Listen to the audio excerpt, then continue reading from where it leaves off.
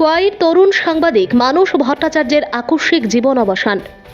এই সংবাদ প্রয়াত সাংবাদিকের দক্ষিণ জাম্বুরার বাসভবনে আসেন শনিবার দুপুরে বিজেপি প্রদেশ সহ সভাপতি সুবল ভৌমিক। গত মঙ্গলবার রাতে শেষ নিঃশ্বাস ত্যাগ করেন সাংবাদিক মানস ভট্টাচার্য। মৃত্যুর সময় বয়স হয়েছিল 43 বছর। অকাল প্রয়াত সাংবাদিক মানস ভট্টাচার্য মঙ্গলবার রাতেই বাড়িতে পেটে গ্যাস জমে গিয়ে প্রচণ্ড শ্বাসকষ্ট শুরু হয় তাঁর। বাড়িতে থেকে খোয়াই জেলা হাসপাতালে নিয়ে আসলে জেলা হাসপাতালে কয়েক মুহূর্তের পরেই মৃত্যুর কোলে ঢলে পড়ে মানুষ। বাড়িতে মরদেহ নিয়ে যাওয়া হলে সেখানেও ভিড় জমে যায় এলাকাবাসী সহ অন্যান্য অংশের মানুষজনদের।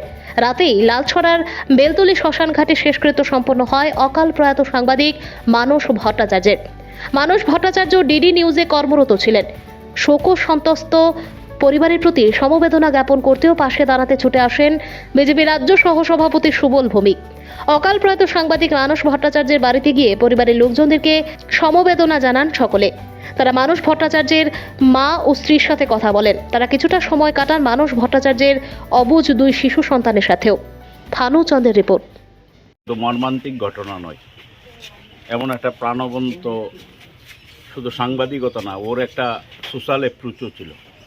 যেখানেই দেখা হতো, আমি দীর্ঘ প্রায় 2 দশক, কারণ দূরদর্শনের আগে অন্যান্য পত্রপত্রিকায় লেখালেখি করছে, আমি প্রায় 2-2.5 দশক এখানে আসছি। তখন খুব অল্প বয়সে থেকে সাংবাদিকতা করে, সত্যি কথা বলতে কি, ওর সারা খোয়াই আজকে স্তব্ধ।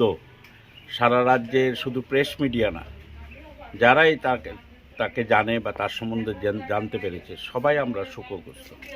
আমি কলকাতায় ছিলাম, সঙ্গে সঙ্গে মধ্যরাত্রিতে আমি যোগাযোগ করেছি, যখন সে অবস্থা ছিল না যে পরিবারের সদস্যের সঙ্গে কথা বলা।